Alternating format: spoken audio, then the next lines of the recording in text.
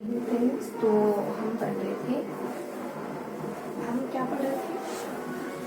हम पढ़ रहे थे MCQs क्वेश्चन शुरू करते हैं। तो आज हम आपको 6 पेज करवाने, एग्जाम आने को 2 महीने तकरीबन है, तो 6 पेज पढ़ेंगे अपन। 5 बुक पढ़ेंगे, हर एक सब्जेक्ट की 1 बुक पढ़ेंगे, 5 बुक्स पढ़ेंगे MCQs क्वेश्चन। शुरू करते हैं। तो हम हिंदी से शुरुआत करेंगे।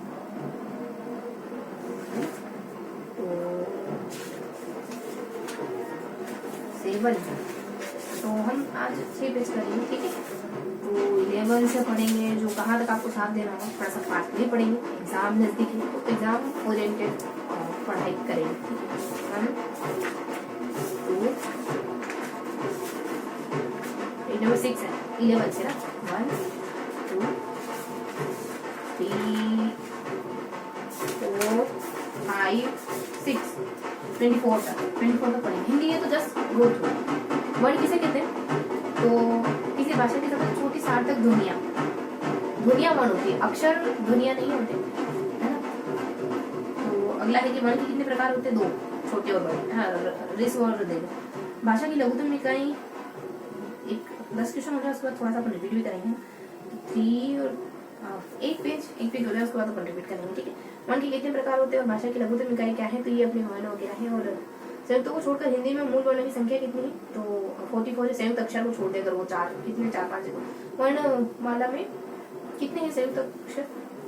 ठीक है, हमको बहुत सारे क्वेश्चन करने हैं, तो आगे बढ़ेंगे। वर्णमाला में मात्रा का अर्थ क्या होता है? मात्रा का अर्थ होता है उच्चारण करने में लगता है जो समय होता है, उसको कहते हैं उच्चारण के काल मान को। देखो, मात्रा इक्वल टू समय। उच्चारण के काल मान को क्या कहा जाता है? तो यहाँ पे मात्रा कहा जाता है। काल मान को समय को मात्रा कहा जाता है। जिस स्वर के उच्चारण में 2 मात्राएं लगती है उसे क्या कहते हैं? तो संयुक्त स्वर कहते हैं 2 मात्राओं वाले, नहीं गुरु, यानी जो बड़े स्वर होते हैं। और किसकी ध्वनि लघुतम इकाई है? ध्वनि किसकी लघुतम इकाई? तो भाषा की, है ना। भाषा की सबसे छोटी इकाई ध्वनि होती है, बोली जाती है भाषा। और भाषा की सार्थक लघुतम इकाई कौन सी होती है? तो वाक्य होना चाहिए, शब्द होता है ना। शब्द तो सार्थक हो सकता है। और किस क्रमांक वाली ध्वनि अक्षर ध्वनि है? तो ये है ई, तो है ये अक्षर ध्वनि, पता नहीं कैसे। तो क्या क्वेश्चन पढ़े हमने? सिंपल से है कि संयुक्त अक्षर को छोड़कर 4 होते हैं, हम अज्यूम करें शायद 4 संयुक्त अक्षर होंगे, ऐसे ही बस। और 44 है। देखो, एक बात हमको 6 पेज करनी, आपको अटेंटिव होकर सुनना पड़ेगा, ठीक है। तो बस ऐसे ही हमको ध्यान रखना है, संयुक्त अक्षर 4 वगैरह होते हैं, और ई जो है वो अक्षर भी है, और सार्थक इकाई सबसे छोटी शब्द वगैरह है। और भी ऐसे क्वेश्चन थे अपने। काल के को मात्राओं को कहते हैं, और 2 मात्रा अपने वो जो बड़ा स्वर होता है। सबसे छोटी इकाई क्या होती है? किसकी? ध्वनि किसकी छोटी? भाषा की सबसे, और भाषा की सबसे सार्थक छोटी इकाई कौन सी होती है? शब्द। और एक और को आया था ना, वर्ण कितने 2 होते हैं। और वर्ण किसे कहते हैं? तो वर्ण जो है वो है ना, एक क्या है होता है वर्ण, सार्थक ध्वनियां होती। सार्थक ध्वनि कैसे हो सकती? किसी भाषा की लघुतम सार्थक वर्ण अपने आप में सार्थक, क अपने आप में सार्थक है क्या? ख अपने आप में सार्थक है नहीं, लेकिन फिर भी मानेंगे कि क कबूतर इनका तात्पर्य कहने का, बस। और इसके अलावा लघुतम लिखित इकाई क्या होती है? तो शब्द होना चाहिए। वर्ण है। भाषा की लघुतम लिखित इकाई क्या है? तो वर्ण है। तो ये 3-4 चीजें आई हमारे सामने, लघुतम है, ऐसे करके। तो वर्ण की परिभाषा क्या बनी कि वर्ण जो है वो सार्थक छोटी इकाई है सबसे, ऐसा ही है ना। सबसे लघुतम सार्थक ध्वनि है ना। तो ये है। और लिखित रूप भी भाषा का सबसे छोटा इकाई, लिखित इकाई का है। मतलब कि ये दोनों क्वेश्चन क्या बताते हैं कि ध्वनि और इकाई, लघुतम भाषा की लघुतम सार्थक ध्वनि, भाषा की लघुतम सार्थक इकाई दोनों ही वर्ण है। तो फिर वो क्या है? ध्वनि किसकी लघुतम इकाई? भाषा। फिर अपने वो क्या है? शब्द क्या है? भाषा की सार्थक लघुतम इकाई है शब्द। यहाँ सार्थक नहीं आएगा, लघुतम इकाई हो सकता है, ठीक है। तो लघुतम इकाई भाषा की वर्ण हो सकता है, लेकिन सार्थकता जुड़ जाएगी तो शब्द ही सार्थक है। और वर्ण की एक और बात ध्यान रखेंगे, ये कि एक तो छोटी इकाई होगी, अर्थ की ये मत करना, है ना, डिमांड इसमें। एक और क्वेश्चन कोई था कि लघुतम सार्थक ध्वनिया किसी भाषा की, ठीक है। तो ये दोनों चीज ध्यान रखेंगे कि एक तो अपने पास 2 चीजें हैं, है ना। एक सार्थक इकाई हो जाएगी शब्द, और ऐसे ही भाषा की सबसे, मतलब ऐसे ही कोई इकाई हो जाएगी लघुतम सार्थक सार्थक इकाई, लघुत्तम सार्थक इकाई तो शब्द हो जाएंगे, और ऐसे ही सार्थक इकाई, ऐसे ही लघुत्तम इकाई वर्ण हो जाएगा, है ना।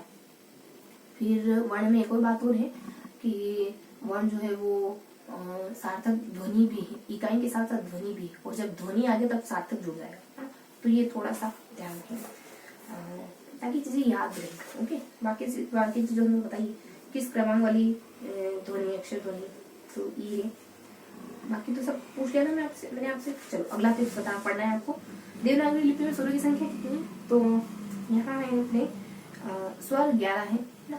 तो स्पर्श व्यंजनों को उच्चारण स्थान में स्वर तो र और आधा स ऐसे करके ध्यान रखेंगे। देखो ये बीच का देश और यहाँ का पीछे का ऐसे करके 11 बना हुआ, इसको खड़ा कर दो, ये खड़ा ही। तो स्वर व्यंजनों को उच्चारण स्थान के आधार पर कितने भागों में बांटते हैं? तो स्पर्श व्यंजनों को ना, उच्चारण स्थान स्पर्श व्यंजन कितने होते हैं? 25 होते हैं। तो इनको कितना 5 भागों में बांटते हैं। शायद वही होंगे, पहला और दूसरा तीसरा, 5 भाग वही होंगे, लेकिन 5 वर्ग है ना, तो ऐसे याद रख लो ना। किस क्रम में तालव्य व्यंजन नहीं है? तो च घ तालव्य नहीं, घ तो कांठ से अकु विसर्जन नाम करना, ये सूत्र याद होना चाहिए आपको। पर आपको याद कराना मकसद है। प और फ का उच्चारण स्थान क्या है? उपपद्मानियम ओष्ठो। तो सिंपल सा है, उन्हें उनकी ध्वनि में से बताइए कि कौन सा वर्ण ओष्ठ नहीं है? तो उपपद्मानियम ओष्ठो, यानी एनम नानम नासिका। बाकी तो सब उच्चारण, बाकी अपन जानते हैं सूत्र। उच्चारण स्थान की दृष्टि से इनमें से कौन सा व्यंजन तालव्य है? तो ये अपने ज है, तो इचुएशनाम तालु, है ना, सूत्र है। किस क्रम में तालव्य व्यंजन इचुएशनाम तालु? तो सिंपल सी बातें हम जानते हैं, सूत्र याद होना चाहिए आपको। ये कुछ सेट बनाकर इचुएशनाम तालु ऐसे करके, है ना, कुछ सूत्र है। किस क्रम में मूर्धन्य व्यंजन है? तो ये ट और ऋटुरशानाम मूर्धा करके, और ज और ध का उच्चारण स्थान क्या है? तो च का इचुएशनाम तालु है, तो तालव्य दंत भी है ध का, इचुएशनाम तालु। अच्छा, ध का है ना, तो ध का दंत वकार से दंतोष्टम, वकार से दंतोष्टम। ध कब आता है? उपपदमान्यानाम ओष्ठम। क के लिए तो ओष्ठ आ रहा, उपपद, ध के लिए तो ओष्ठ आ रहा, अपने दंत कैसे हो सकता है? ऋतुलसानाम दंता, ऋतुलसानाम दंता, दंत बता रखा ध का है ना। तो त से ध का संबंध है, तद तद त और ध का संबंध है, देखिए दंत बताकर ध्यान रखिए अकॉर्डिंग टू इनके अनुसार। तो स्वतः उच्चारित ध्वनियों को निम्नलिखित में से किस नाम से जाना जाता है? तो स्वर, स्वतः उच्चारित स्वर और स्वतः उच्चारित। तो क्या पता चला कि ध का ये तद एक शब्द मिला हमको, है ना, बोल्ड अक्षरों में दिमाग में छाप लो कि ये दंत भी कहले हैं, पता नहीं कैसे ने, बाकी पता नहीं क्या आया। हाँ, सारे उच्चारण स्थान अपन जानते हैं। एक चीज है कि देवनागरी लिपि में स्वर की संख्या 11 मानी है ने, स्वर खुद उच्चारित हो जाते हैं स्वर, बाकी तो सब उच्चारण स्थान मूर्धन ऋतु ने ये सब। स्पर्श व्यंजनों को कितने? जो 25 होते हैं ना, क वर्ग, प वर्ग, त वर्ग, ट वर्ग, च वर्ग, ये स्पर्श व्यंजन है 25, है ना, 5 हर एक वर्ग में 5। तो ये इनको कितनी कैटेगरी में बांटते हैं? तो 5, शायद अल्प प्राण, महाप्राण, ऐसे करके कुछ 5 होगा, है ना। अभी हमको पता नहीं कौन से। अब अगला पेज है 5, हमको पेज नंबर कहाँ तक पूछना है? 11 से लगाकर देखो 5, अभी एक पेज पढ़ा है हमने। तो 2 3, ओके, 3 चीजें याद होनी चाहिए, है ना। तो ये है एक फर्स्ट पेज में थोड़ी सी काम की बात आई थी, 1 2 3 4 5, है ना। वो इकाई मतलब वो वर्ण वो शब्द वाली एक इम्पोर्टेंट बात है। 5 पेज पढ़ने को ध्यान रखेंगे। 15 में से ज्यादा समय नहीं रहता है मुझे, है। तो ये हम मान के चल रहे हमारे पास 5-1 मिनट और। तो बताओ कि स्वर कितने होते हैं? 4। हिंदी वर्ण वाला में मूल स्वर कितने? मूल स्वर कौन से होते हैं? मूल 2 अक्षरों का, इसको 4 कर दो, पता नहीं कौन से। जिन स्वरों के निर्माण में ओठ गोलाकार हो जाते हैं उनको क्या कहते हैं? ओष्ठ वृत्ताकार हो गया। और किस क्रम में विवृत स्वर है? तो विवृत स्वर के लिए आ। देखो विवृत स्वर हमको पता नहीं है, लेकिन अभी विवृत, तो ई से पहले क्या आता है? आ। तो ऐसे करके याद रखो। संवृत स्वर कौन सा है? तो एक वो सूत्र वगैरह आते होंगे, याद कर लेंगे अपन। संवृत में क्या आता है? अ और उ। तो संवृत नीचे जो व्री है ना, ये उ, तो ये तो विवृत में भी हो रहा। तो ये तो क्या हो गया? हमने ट्रिक बनाई, तो इसे भी ध्यान रखेंगे, संवृत में ध्यान रखेंगे। तो नीचे में जो ये जो मात्रा है ना, इसे ध्यान रखोगे कि ये उ है। व्यंजन ध्वनियों का वर्गीकरण मुख्यतः कितने आधारों पर किया जाता है? तो व्यंजन ध्वनियों को 2 आधारों पर बांटा जाता है। आपको देखना नहीं, हमको ये पढ़ना करना नहीं करेंगे यार अपन, है ना। समय वैसे अपने पास हम रहता है, अभी चीजों को याद कर लें तो बहुत है। विवृत समृद्ध, देखो विवृत समृद्ध क्या होते हैं अपने देख सकते हैं, ये करने के बाद, उससे पहले नहीं, है ना। बहुत सारे इंस्टीट्यूट कैलकुलेशन करने हैं, एक बार हो जाए तो फिर अपने को कोई ऐसा डाउट लगे कि इतने होते तो देख लेंगे, ठीक है। और निम्न में से सघोष अल्प प्राण कौन सा है? तो 2 द है। ऐसे फिर पढ़ने का मतलब क्या निकलेगा? सघोष अघोष में जब कुछ पता नहीं होगा तो ये वाला फिर बाद में पढ़ेंगे अगर देखेंगे तो। और देखो कुछ ना कुछ तो किसी में ये रहेगा, इसलिए कुछ अच्छाइयां हैं तो कुछ अच्छाइयां नहीं भी है, ठीक है। हम सब एमसीक्यू क्वेश्चन पढ़ेंगे, मान लो यही आ गया तो कुछ ना कुछ तो दिमाग में बिठेगा। आप एक एग्जाम्पल पढ़ने जाएंगे तो ठीक है। अपने बताओ द है, घ है, तो सघोष अल्प प्राण घ को कहा है, लास्ट वाले सघोष होते होंगे शायद, ऐसा कुछ है। और स से घ ध्यान रखना, ये आ सकता है क्योंकि पिछली परीक्षा में आए होंगे, है ना। स्वर तंत्रियों में कंपन के आधार पर हिंदी वर्ण वाले में व्यंजनों को 2 वर्ग बनते हैं, तो 3 है घोष। स्वर तंत्रियों में घोष और अघोष, सघोष और अघोष, ये स्वर तंत्रियों में कंपन के आधार पर। और सघोष व्यंजन नहीं है तो देखो इसमें क का स्वर नहीं है, बाकी देखो ऐसे पता चल जाएगा, ज है ना। यहाँ पे देखो यहाँ है ध है, न है, ज है, ज है, प ब है, फ ब है, भ है, तो ऐसे करके देखो ध तो ज दूसरे नंबर वाला है, प भी, प फ ब, ये पीछे वाले है शायद, है ना, पहले दूसरे नहीं है शायद, हाँ ठीक है। सघोष व्यंजन नहीं है तो सघोष व्यंजन कौन से होते हैं बताए, पहला और दूसरा, अज्यूम कर रहे हैं, है ना। स से ध्यान रखना, स से पहला और दूसरा, स से देखो पीछे एक भी बन जाता है स से, और स से 2 भी बन जाता है, ऐसा करके मतलब पहला दूसरा होगा शायद, अज्यूम कर रहे हैं, इस वजह से ये नहीं है। और महाप्राण वर्ण कौन से है तो ऐसा पता चल जाएगा, घ ख और घ, है ना। महाप्राण बहुत ज्यादा जोर लगाना पड़ता है, ऐसा कुछ है। तो दूसरा है और चौथा है, तो महाप्राण ऐसा होता होगा दूसरा और चौथा, है ना। तो महा 2 दूनी 4, तुमने बहुत जोर से बोला पहाड़े बोलने के लिए, महाप्राण दम लगा के बोला, 2 1 2 2 2 4, छोटे बच्चे नहीं करते ऐसे। किस क्रमांक में सघोष व्यंजन है, तो हम कितने 3 पेज तक ही पहुंच पाए हैं। तो किस क्रमांक में सघोष व्यंजन है, इसका उदाहरण है र, य और र, सघोष व्यंजन है। तो देखो सघोष हमने कहा था कि पहला और दूसरा होता है शायद, है ना। तो अब र और य शायद अंतस्थ वर्ण भी आते हो, अभी तो पहला ही है ना, तो ऐसे करके हमको बस शायद काम चलाना है। तो सघोष हमको पता चला, महाप्राण हमको पता चला, दूसरा और चौथा घ और घ, सघोष में वो पहला और दूसरा टिप बनाई है ना हमने। ने 11 कहाँ कहा था हमने कि यहाँ आ रहा है, यहाँ आता, अच्छा वो तो स्वर के लिए कहा था।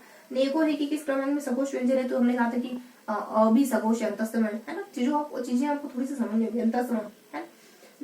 सघोष अल्प प्राण है तो ये अपना दूसरा है, ये तो फिर भूल गए।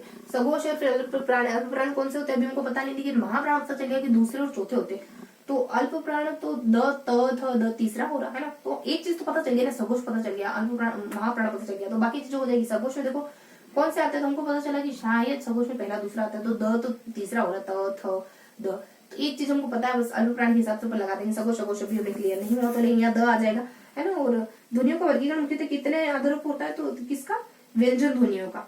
ये अल्प प्राण महाप्राण शायद 2 बता रखा है इन्होंने, है ना, शायद है।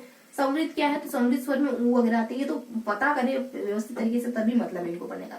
और किस क्रम में विवृत स्वर है, तो विवृत में अपने ई आ है। और हिंदी वर्णमाला मूल स्वर कितने होते हैं, हिंदी वर्णमाला की मूल तो मूल में 2 है, तो 2 है, ऐसे करके हमने सारी चीजें का याद कर लिया। अभी सब कुछ क्लियर तो नहीं हुआ, रुकेंगे 15 मिनट से ज्यादा का समय नहीं लेंगे अपन, ठीक है। तो अभी हमारे पास 3 मिनट और है ना। तो अल्प प्राण महाप्राण सब बता तो रखा है, लेकिन अपने ये हो जाए। वैसे आज तो कुछ डिसाइड नहीं है अपना, ऐसा कुछ नहीं, लेकिन हमने 6 पेज सोचा है तो कर लेंगे। किस क्रमांक में अघोष व्यंजन है, तो पहला है ये अघोष व्यंजन है। तो देखो सघोष हमको पता चला कि सघोष होता है पहला दूसरा, है ना। तो अघोष व्यंजन यहाँ पहला दूसरा, किस क्रमांक में अघोष व्यंजन है। सघोष हमने कहा कि पहला दूसरा नहीं, सघोष ही कहा था ना, फिर से वो वही बात आ रही है ना, ये तो देखना पड़ेगा। तो किस क्रमांक में, किस क्रम में अघोष व्यंजन नहीं है, तो दूसरा है य। अघोष व्यंजन नहीं है, तो अघोष हमको पता नहीं है कौन से, लेकिन य को बता रहे कि नहीं है। किस क्रम में अल्प प्राण ध्वनि है, तो तीसरा क ल। अल्प प्राण देखो हमको ये बताया कि महाप्राण दूसरा और चौथा है शायद, तो अल्प प्राण क्या है, फिर दूसरा और चौथा नहीं होगा वो, तो क तो चलो पहला हो गया। ल देखो हमारे वो य ल अंतस्थ वर्ण हो गए।